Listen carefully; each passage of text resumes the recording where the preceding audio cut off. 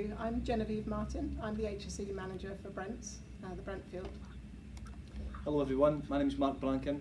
I'm currently Platform HSE Advisor on Brent Charlie, and I've been involved in Brent decommissioning now for the past 7 years in this capacity. I've been offshore for 13 years. Previous years to my HSE Advisor role, I was a scaffolder offshore. So great that we're here to share the journey, thank you. And we thought we'd take you back in time to around 2015 when we first started our journey with the offshore execution of decommissioning. So why are we here really, and what was the journey? So back then in 2015 we actually had 17 eye-related incidents, and then in 2016 we had 12, and in 2017 we had 17 again. So we were in a pretty bad place, and we were thinking, what more can we do? What's happening here? Can we really look at the data? Looking at it, we were decommissioning 4 pretty old platforms. The Brents have been around for 40 plus years. They were installed in the mid-1970s. And when it comes to decommissioning, you're really going into normally inaccessible areas. So we were going to places, mothballed modules, high up where no one's been before, maybe things have been left behind. We're doing activities like cutting, pulling things out, stripping, taking things back to shore, strengthening and sea fastening. And all of these activities give rise to an increased risk of dust, debris, metallic particles. All of these can get airborne, as you appreciate, in the northern North Sea, where the wind and the weather is quite changeable. So that increased risk of encountering that, we definitely saw a spike in the kind of eye incidents that we were having on the decommissioning scopes in particular. So we really thought, what can we do here? More than one incident a month is just crazy. What more can we do? So we looked into it very much so, and in terms of our eyes, your eyes are so important. Everything that you see, speaking to your family, being able to see the beautiful views, being home from offshore and going out, we were just like, this isn't good. What more can we do? Thanks, Jen. Yeah, so like I say, I've been an HSE Advisor on Brent decommissioning now for the past 7 years. Been fortunate and unfortunate enough to have been involved in all of these eye-related incidents during my time offshore. I say fortunate enough because it's given me a good appreciation and a good sort of understanding as to how we can go ahead with trying to find safe ways to protect our eyes. And as Jen mentioned, our sight is so important. In terms of hierarchy of our senses, it's right up, it's the number one, it's the top. It takes in 80% of our sensory body senses, so it's very important that we look after our eyes. And one of the things that we did do with all the eye incidents was we investigated them fully, which was not only painful for the IP, but it was also painful for us as a platform as well. So my journey kicked off on Brent Delta decommissioning, and I remember one year we had 14 eye incidents in 1 year. That's obviously more than one a month, and that was just not acceptable. So one thing that we did do was we investigated each and every one of these fully as though it was a brand new incident, and really tried to ascertain exactly what was the cause on this occasion, which did become difficult, did become challenging, but we looked at things like what was the time and what was the weather like at the time, what was the activity the people were doing at the time, was that causal in any way, did we have a sort of thorough risk assessment, was it suitable and sufficient to what the activity was at the time as well, thinking about the PPE, was it appropriate, were we using the right PPE for that particular task, given that we were doing decommissioning activities and, like Jen had just mentioned, normally inaccessible areas. We did also mention look at secondary contamination. There was a few occasions whereby it wasn't actually on the work site that the foreign body had become in someone's eye. It was after the event, after the activity, which was really challenging for us as well to then investigate and find ways to prevent that from happening in the future. And when I say secondary contamination, that could either be on the work site when they were derobing and taking off their hard hats or chromers that they had underneath when they were doing welding activity, etc., taking their goggles off, or even just in the shower after they'd done all these removal of PPE, whether it be on the work site or whether it be in the locker room. People were then going for their lunch, going for their dinner, having a shower after their work, and then they were getting a foreign body in their eye, which again was difficult to from a management perspective, is how do you risk assess that out. The brushdown kit, that came a little bit later, probably just after the 14 eye incidents. And thankfully we were on board Brent Delta with a lot of people who'd been on decommissioning activities in the past. BP Andrew just being one of them. And the guys themselves, they were the people who brought the brushdown procedure to us. At that point it was just a procedure with explaining how, what, where and when you should employ that procedure. But the journey itself took us a little bit further, and we've now got more, I think a more encapsulated way of dealing with eye incidents, and we'll touch a little bit on that as we go through the next slide. So so what did we do? So a lot of the companies obviously joined us on this journey, a lot of the contractor community as well. It wasn't just Shell; it was everyone involvement, which was good to see everyone's support. Some of the companies employed a face fit testing for the safety glasses, and they put a little gauge underneath the eye, which is between the eye socket and the safety glasses, which was good. Which is difficult to maintain, but so that is one of the challenges, and we'd love to get your feedback as to how we can continue with that going forward.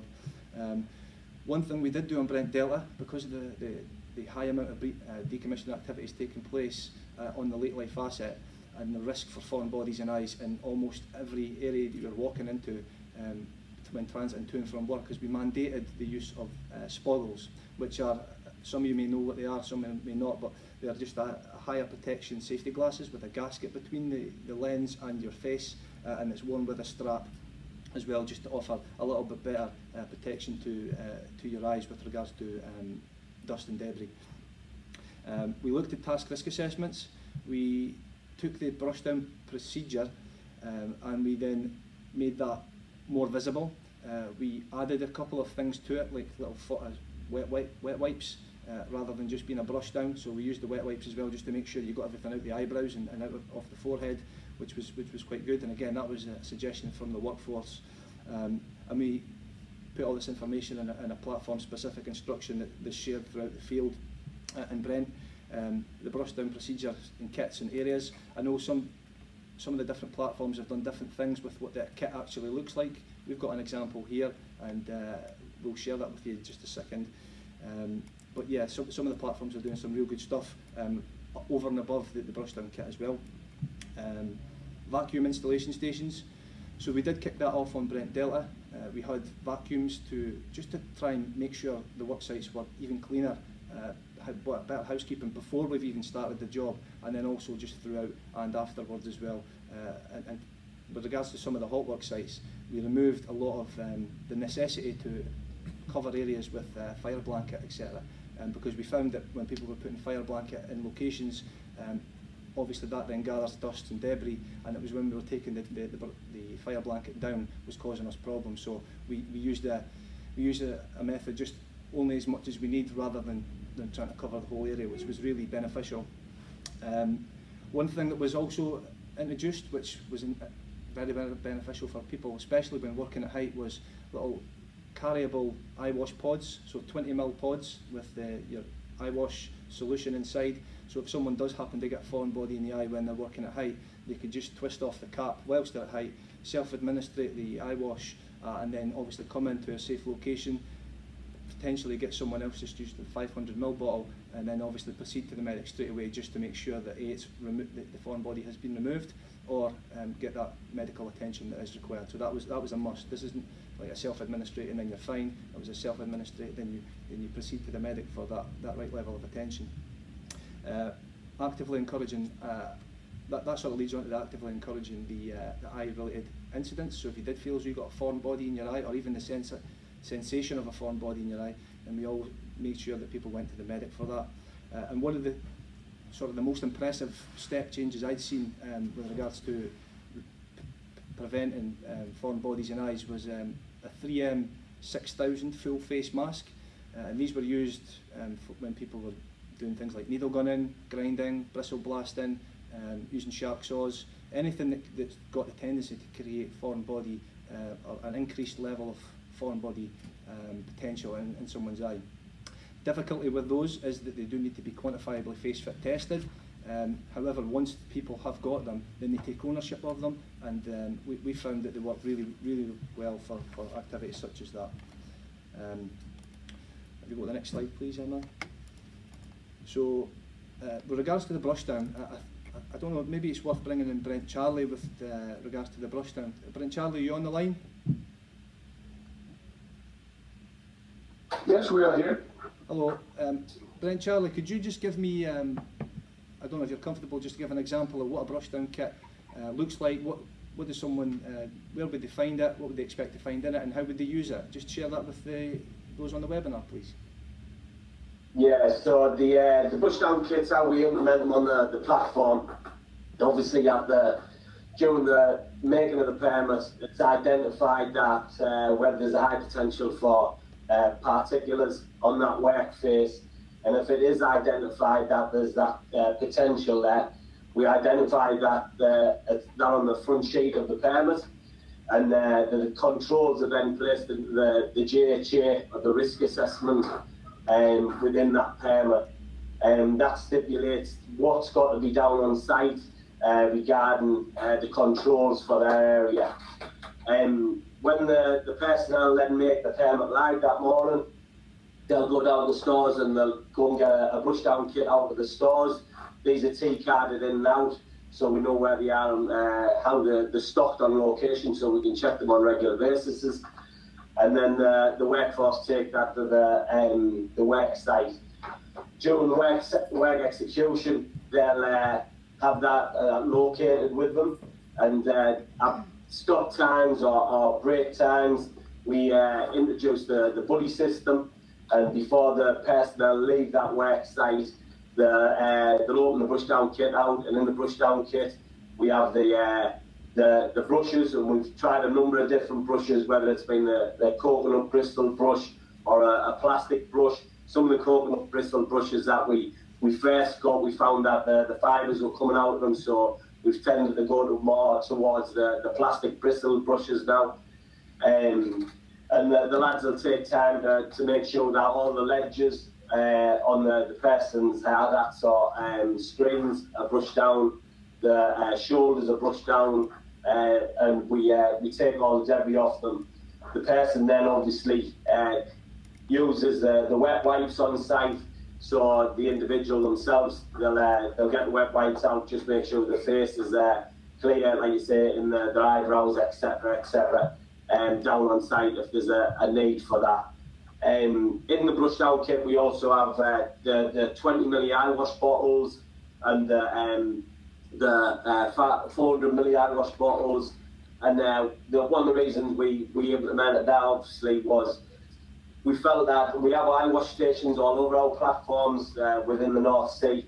But if somebody's up on a scaffold and the individual does feel something go into the eye, rather than trying to get down off a scaffold out of an awkward location, to then go and try and find an eye wash bottle. The 20 ml eye wash bottle meant that the person wasn't blinded when trying to do that. So if it was safe to do so, they could try and give their eye a quick irrigation and then go and report to the medic as normal procedure to have their eye checked. But it prevented any damage happening to the eye, or could have prevented any damage happening to the eye. And this worked on a number of occasions over the last few years where individuals, whether it was rope access techs or scaffolders, were up in eye locations, and they were able to use the 20 ml eye wash bottle to irrigate the eye on location before coming down and either washing up with the larger bottle or reporting up to the medic. But on all occasions, if any of the individuals feel as though that something's gone in the eye, even if it's treated at that location, they then report to the medic as normal procedure to make sure it's checked, and then we record that thereafter. In there's also the hood, which we use on a number of occasions. So the hoods are in there, which give you a full shoulder cover, which again cuts down on the ledges that dust can sit on. So we have non-flame retardant ones for jobs that haven't got any hot works associated with them, and then we have propane ones for the hot work associated with any work, which would be either grind and weld and stuff like that. And we found that cut down on a massive amount because it reduces the ledges where there's a potential for particulars to sit. And when the job's finished, these pushdown kits are T-carded back in. and the work site's tidy. I think to add to that as well, a lot of the areas where we require a brush down kit, especially on the Brent Bravo and the Brent Delta previous to that, was in the sea fastening. So as mentioned before, we're going into areas that haven't been accessed for 30, 40 years. There's a lot of dust and debris about. So when we come to do the sea fastening, that's obviously hot work. So we have a hot work checklist, and part of that checklist, to make sure before we start the job and before the permit's actually signed on, one of the lines in the checklist is a brush down kit. So the brush down kit's on site before we even start the work. So by the time the lads come down to do a toolbox talk on a morning or afternoon or whenever they're going to start that work site, there's a brush down kit in place. And the work won't start unless that's there. So that's just another sort of control that we've implemented. That's fantastic. Thanks Lee, and thanks Peter for your input there. I could take this opportunity just now to show you what a brush down kit looks like, just to put it into context. So we've got a small bag, all labelled up and numbered, and just as everyone's talked through there, we have the brush just for kind of brushing off the various particulates. We have wipes for wiping down your face, good cleanliness to make sure that you don't have any secondary contamination coming in. We've got the small eye wash vials for when you're up high maybe, or in an area where you can't get down to an eye wash site immediately. We've got the bigger ones which you can do at an eye wash site itself. There's various information in from the platform standing instructions, just to make sure that everyone understands, they've read this, and a little bit of a tip on how to use the equipment that's in here. Lee just mentioned the hoods. So hoods give you protection from the particulates gathering in your hair and around you. So there's a hood option in here as well. And then just for context, Mark has here some spoggles just to show you what those look like. Which I'll demonstrate the use of now. There you go.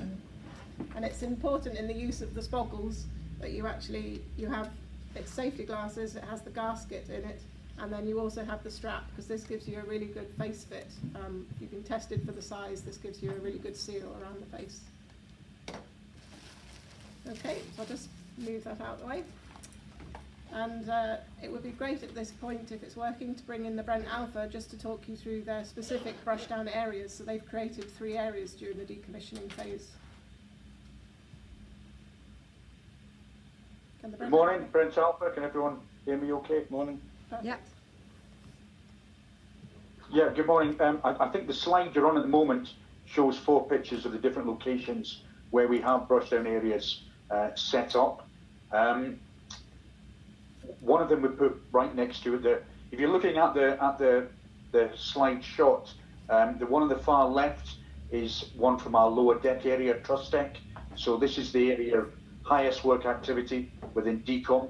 So that one is from the north side on our truss deck area. The one next to that is high use fab shop. So the yellow steel door you're looking at is the platform's fab shop.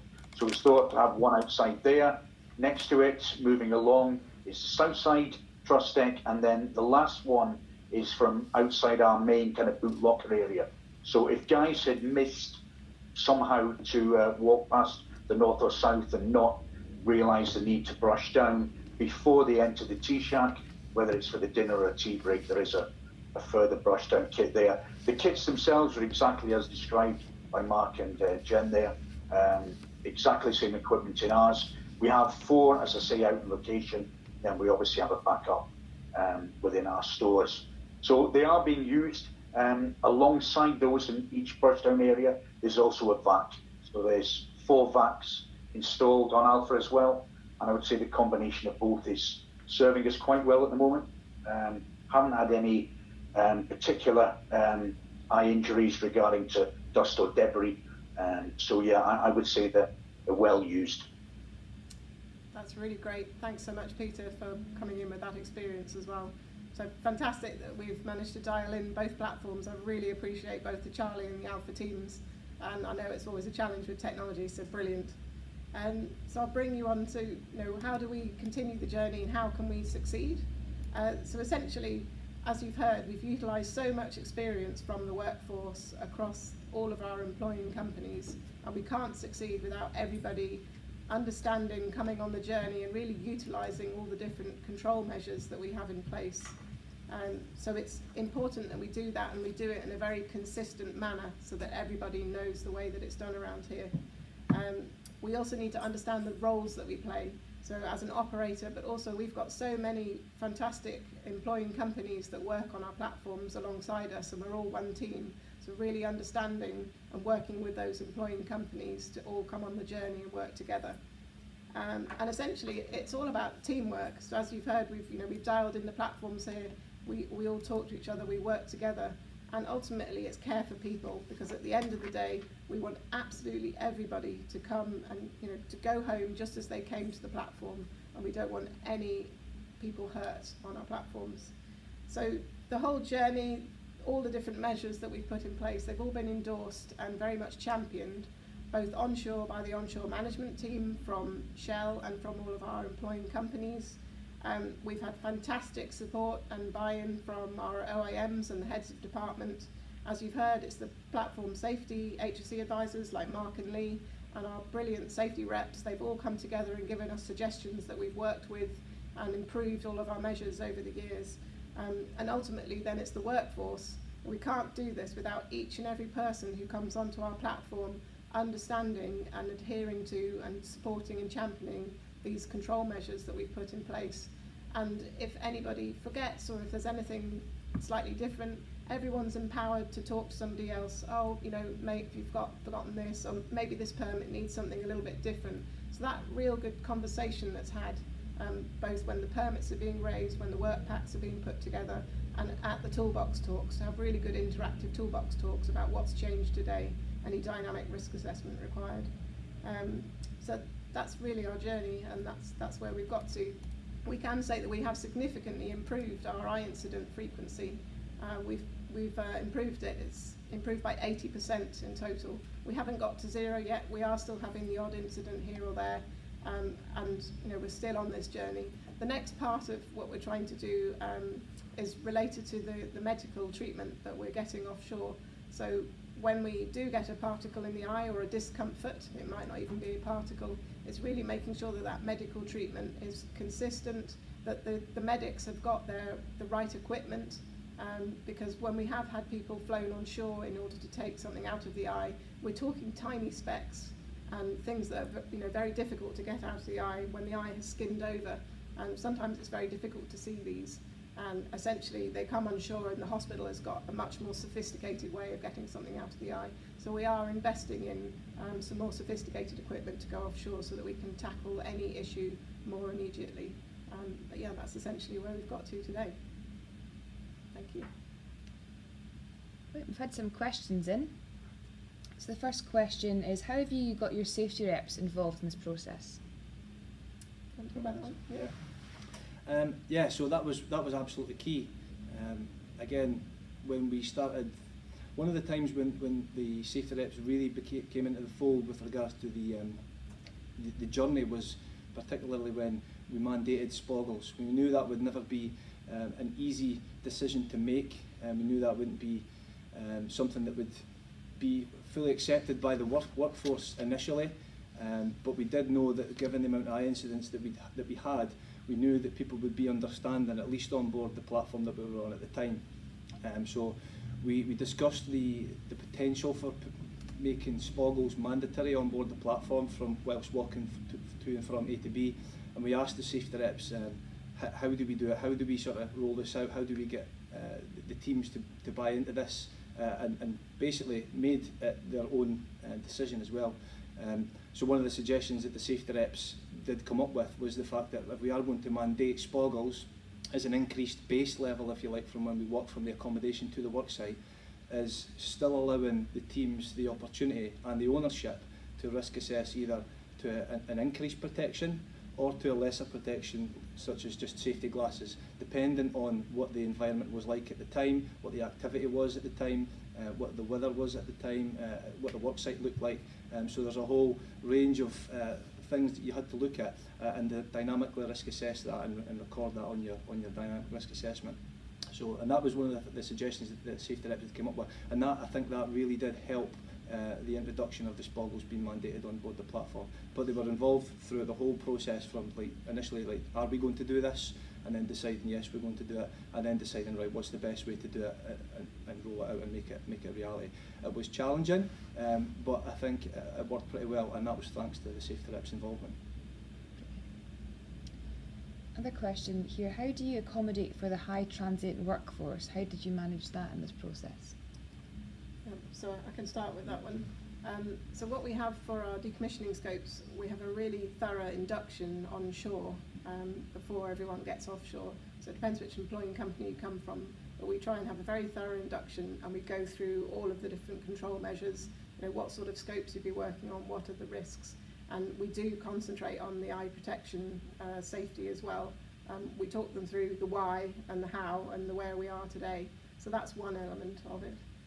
Yeah, and I think from an offshore perspective, that's definitely a recognised challenge, especially from a decommissioning perspective, when you have got such a high level of transient personnel passing through and doing their own specific specialist aspects of their role. And the follow-up, I think, one of the things that was really helpful was the onshore induction, and then the follow-up from offshore was the constant boots on the ground from an HSE advisor perspective, the support from safety reps, and then there was a continual conversation around eye protection. That also was included in the inductions, but even at the worksite. And one of the things that's good about the brushdown kit, as you can see, is it's very highly visible, and that was the reason behind getting a highly visible bag, is that when it's on the site or when it's at the work area, then people can see what it is, they ask questions, and there's a demonstration there as well. One of the things we have found was that people who were involved in the previous decommissioning activities on different platforms really adopted the brushdown kit quite comfortably. It's people who have maybe not seen it before, and it's just trying to get them into that sort of behaviour change to say, right, once you've done an activity such as this, then we need to brush down, we need to make sure we get other the foreign body risks, potentials off their clothing and off their faces, etc. But so there is a constant recognition that new personnel will need to have that ongoing coaching, and again I think it's just that ongoing support from onshore and the offshore safety reps, and just the culture that you create really helps. We have got excellent leadership teams offshore as well, and once you land on the platform you immediately get a brief from the OIM and the offshore safety advisor. So it's a constant reminder, but it's also a cultural, we would like the culture of the core crew who really drive this to bring in any transient workforce and really make sure that that's very solid. And I don't know if maybe Brent Charlie or Brent Alpha would like to talk about that. Perhaps Brent Charlie? Yeah, so with regards to decommissioning, come from the Brent Delta and then going on to the Brent Bravo and now on to the Brent Charlie. The good thing is a lot of the team has come from the Brent Delta, then onto the Bravo, and now onto the Charlie. So we've sort of gone through that journey together. So all the lessons that have been learned have been kept in-house, and that knowledge is still there, and we're still learning, obviously. So I think the transient workforce has kept as minimum as possible from a preparations point of view with the decommissioning, especially between them three assets. And I think a lot of the people who've been on them three assets has also gone on the Alpha as well with our experience. So that's a good thing as well. And I think the other side of that is that what Peter's on about there about our core crew decommissioning squads, they take a lot of pride in what we do within the project. And when we have transient workforces, we seem to have this buddy system and this intervention culture where personnel don't expect just to have a safety advisor try and drive this, or a head of department or an SI 971 rep. You actually find out on the workplace that because of the benefits that people have seen throughout this journey, they do the interventions and the conversations with the new personnel at the workplace of the importance of the brushdown kit, the sproggles, etc., etc. So it seems to have driven a very good high culture and understanding within decommissioning over the last few years because of that, enabling us to keep hold of a core crew with a good understanding of the hazards. And it's the confidence of reporting as well. If there is any incidents on sites, the guys are reporting and that's common throughout the team, so that any instance we can get a learning from that. Good. That's great. Thanks, Bruce. Thank you. Okay. Could I just start clicking from Alpha? Do we have enough time? Yeah, go ahead, Peter. Yeah, slightly different from Alpha, where different company doing the decommissioning. So as Peter had mentioned on Charlie, most of Charlie's decommissioning workforce, I imagine, will have come from the route of Delta Bravo. So they're being, inducted into how the standards work. Slightly different when decommissioning started on Alpha, that a lot of people were new to decommissioning. But as you mentioned, first of all, it was the onshore induction, and then when the new starts came offshore, this is the standard you have to work towards. This is what is necessary to do decommissioning, the particular type of PPE you have to wear, and everyone's bought into it. We have, as mentioned earlier again, we do have a risk assessment in place, so there are certain activities like some rope access work, there's quite a bit of that ongoing. So if the guys are actually on the ropes, we allow them to risk assess the job they're doing, and on occasion they can take off the band and just wear them as normal kind of glasses, which helps the anti-fogging. But generally the guys have been told this is decommissioning, spoggles are mandatory, and it's been bought into that way. Thanks, Peter. That's great. Any more questions? No more questions coming in. If there are any more questions, feel free to put them in the questions tab as we finish off the webinar. Thank you very much. Thank you both very much. Thank you. So now, I guess the question that you have is, well, how does this fit in with step change and safety? Now, allow me to put this camera around, and apologies. There we go.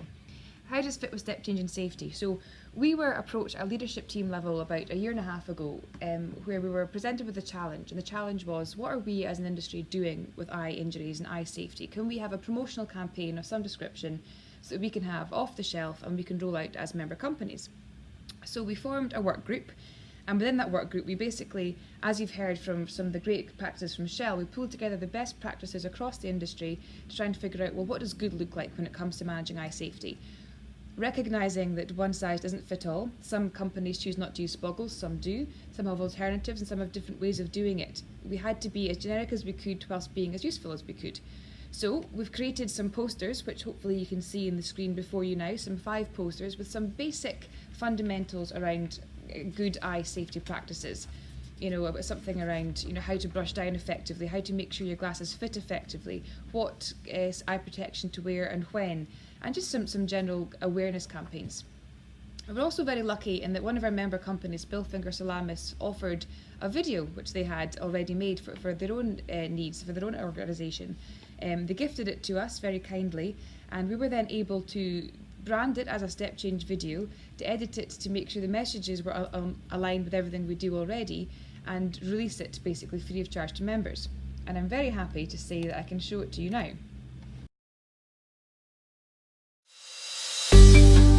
In our industry, we are seeing repeat instances of eye injury in the workplace. These injuries vary in severity, from dust on the surface of the eye that can be flushed out, to particles embedded in the eye that require surgery. The first step in eradicating eye injury is risk assessment. Understanding and eliminating the risk prior to starting work. Eye injury can often be attributed to incorrect and inadequate protection for the task. Eye injury can become more serious if not addressed immediately. To ensure good eye safety, follow these steps. Ensure that your eye protection is rated and suitable for the assessed risks in the task. Depending on other factors at the worksite, such as weather conditions and body position, you may need to upgrade the protection identified in your original risk assessment. Ensure that all eye protection fits correctly. Take note of the different points where it should fit securely. Make sure that you can move freely without the eye protection becoming loose. Follow the dust down procedures. If you feel something in your eye, flush it immediately and go to the medic. Let's look at examples of when this is important. Simply walking around the site can be hazardous if you are not wearing the best fitting and most suitable eye protection for the conditions. Consider weather conditions, housekeeping of the site and work activities. Weather conditions on the day need to be considered when selecting suitable eye protection. Spoggles are a type of sealable safety glasses that offer better protection. Upgrade to spoggles if site conditions require this. Good housekeeping reduces risk. High standards should be maintained. Make sure your safety glasses are correctly fitted. Remember, particles can settle all over your PPE. Once the task is finished, make sure you dust down properly before you remove any protective equipment. Get a buddy to help you. Dust can be disturbed when you move work materials. Make sure that you check and dust down where you can before starting the task. If this is not possible, then make sure your eye protection is correct.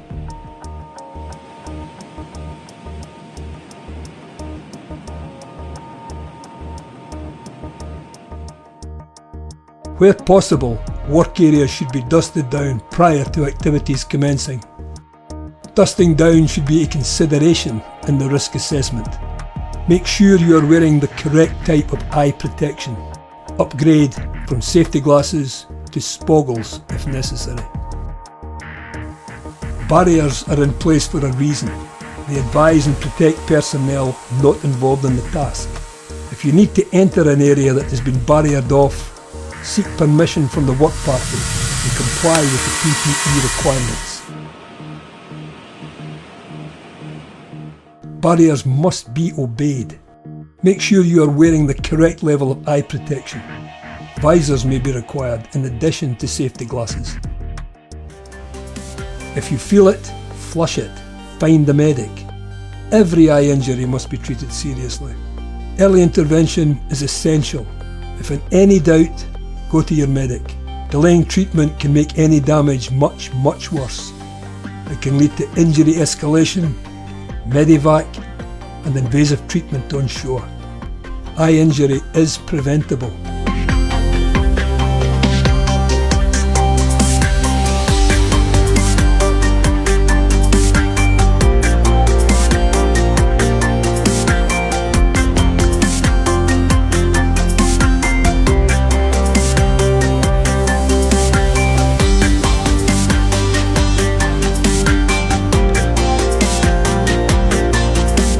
Play your part.